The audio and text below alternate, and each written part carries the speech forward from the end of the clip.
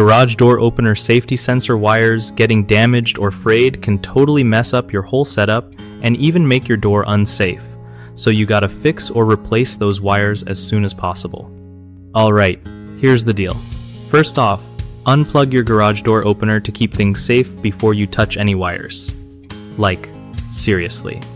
Check the sensor wires carefully for any cuts, frays, or exposed parts that could cause a short or stop the sensors from working right.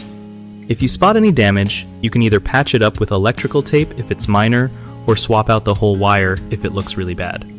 When you replace the wires, make sure you get the same gauge and type to avoid compatibility issues.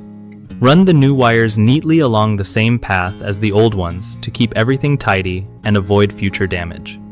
Also, double-check the sensor alignment after fixing the wires, because even a tiny misalignment can cause the door to refuse to close.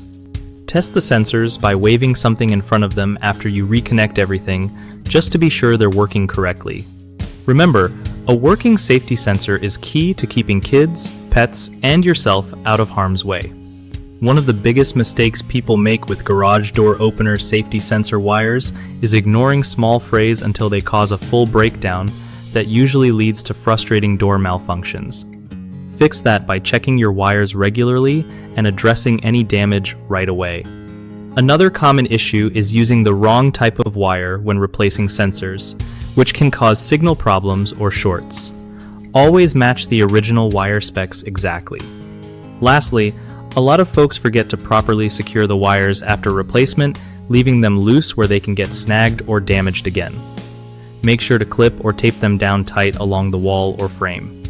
BigHomeProjects.com is awesome for homeowners who want to find trustworthy local contractors without all the hassle and stress. Plus, it's a solid spot for contractors looking to get real work from people who need their skills.